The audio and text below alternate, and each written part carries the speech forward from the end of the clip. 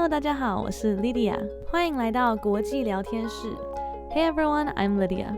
You're listening to International Talk.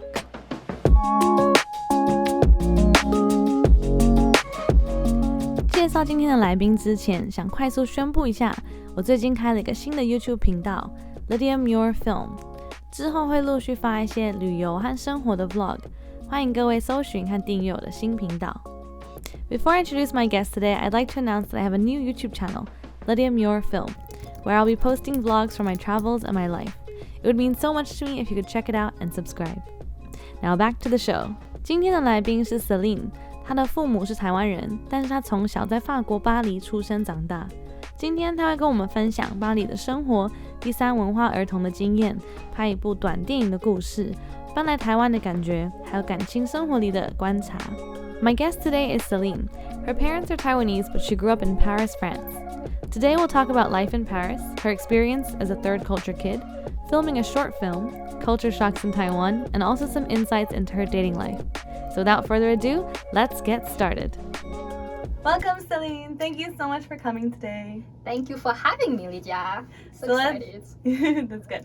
Also, we have our beautiful new room. I know, it's all pink. I love that. I know, I chose it especially for you. Why? I don't know, I just felt like a very, I don't know. French vibe?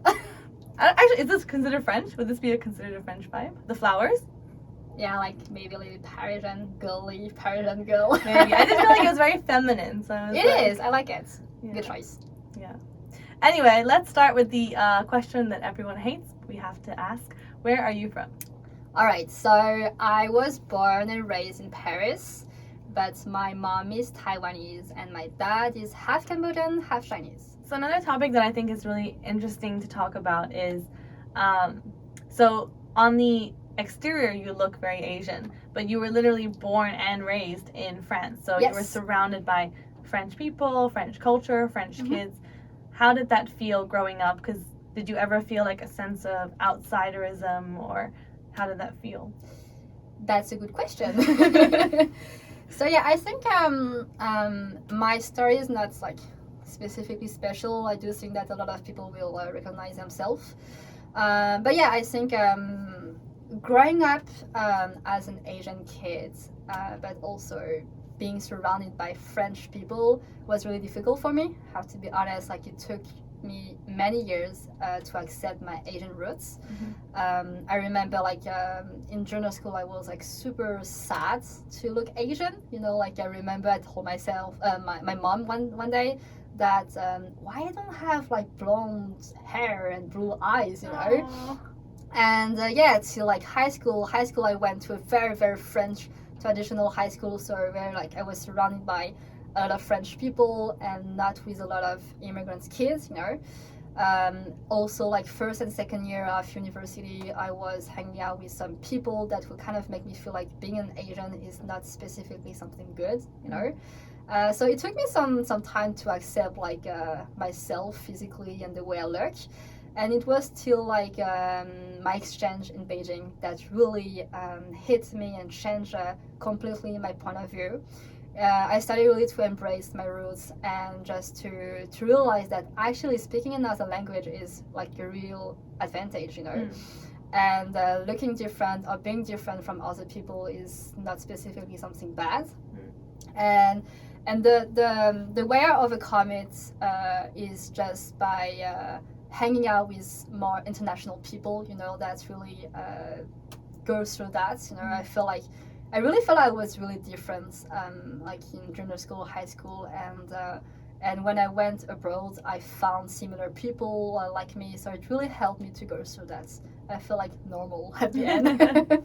When you say that those people made you feel like being Asian wasn't a good thing, or that you wanted to look blonde and blue-eyed, was that because did they make fun of you, or was it more just you wanted to look like them, or? No, it was mainly because they will make fun of me, I remember in junior school, we're all kind of dumb, we're young, we don't really know what does it mean, but they will go with the small eyes and those kind of things, but when you're a kid, it's very painful, Yeah. You don't realize that at first, but when you go home, you're oh my gosh, why why do they make me feel so different, you know? And when you're so young, you just want to fit in, you know? Yeah. Like, you don't want to feel different. Do anything you can to fit in. Exactly. So yeah, that's very hard. Like, I think kids, when they don't know about some things, they can be really mean, you know. So yeah, that's like cultural differences, and I'm actually really happy that we talk more about this topic, you know. Yeah. And speaking of this topic, so you mentioned earlier that you made your own short film, which is super exciting. I think it's so impressive. And you're so young, and the fact that you were able to, like, you know, first of all, the fact that you wrote it, I think is amazing. And then you could find the resources and the crew, and then you just did it. I feel like that's, I don't know, I think it's really brave, and I think it's a great message as well that you're trying to share. And yeah, so let's start with about the short film. Let's start about what was your inspiration. Okay, well, thank you so much for those kind words. Yeah, so my inspiration. So basically, you know, I told you that I was working as an analyst in Taipei, and I just decided to quit. So I was like really depressive. It took me some time to figure like what I wanted to do, and maybe like I'm really French, but like the only way to express myself and to let it out was to make a short film. And I made this short film really based on my own experience, and I was hoping that if I could like help someone out there to figure out like, you know, his or her own identity, that would be a win for me. So yeah, I think that's a really cool thing about making a film, being able to tell a story. Yeah, I think that's the magic of filmmaking, magic of movies is the stories. Yes. It's not been released yet, but do you want to tell us a little bit about, or give us a preview of what it's about, or tell us a little bit? Yes, I can. So I think I will release it very soon. But basically it's about my story, you know, like, so I grew up in Paris. In this short film, I'm like in my early 30s. I'm only 24. But yeah, so this young woman comes to Taiwan for a consulting mission.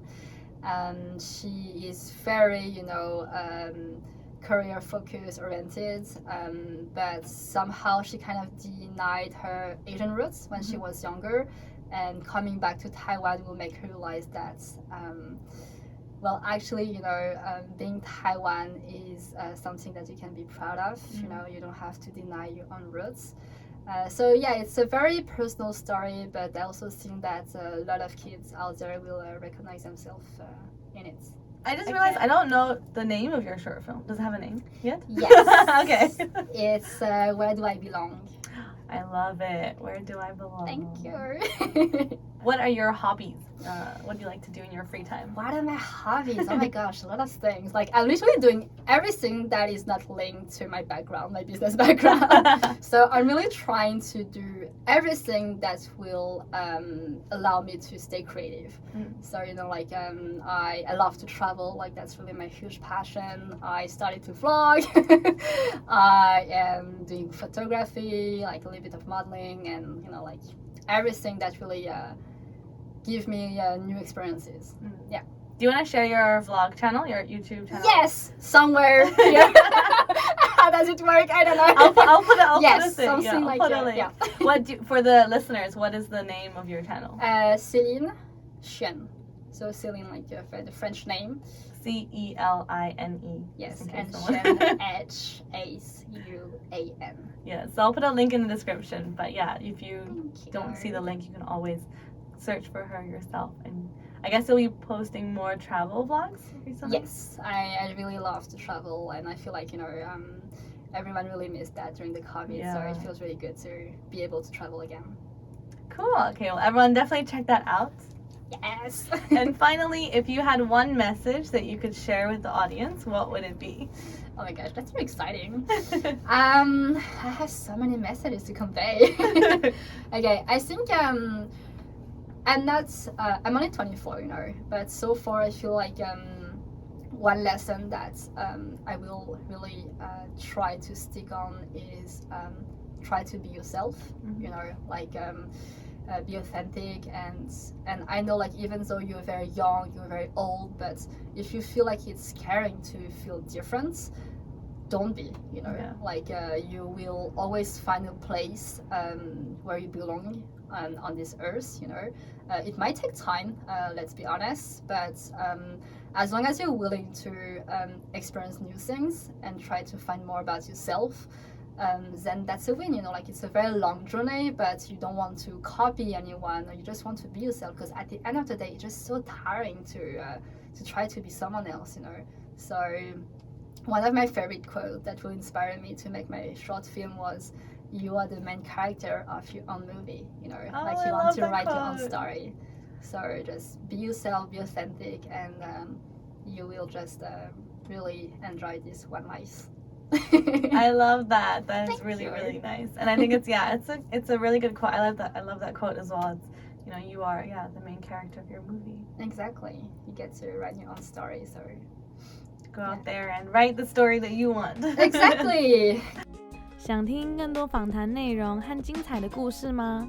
欢迎到 Spotify 或 Apple Podcast 等平台收听完整版的访谈内容，直接搜寻 Teacher Lydia 国际聊天室 International Talk 就能找到。也欢迎追踪我的 IG， 还有订阅这个平台。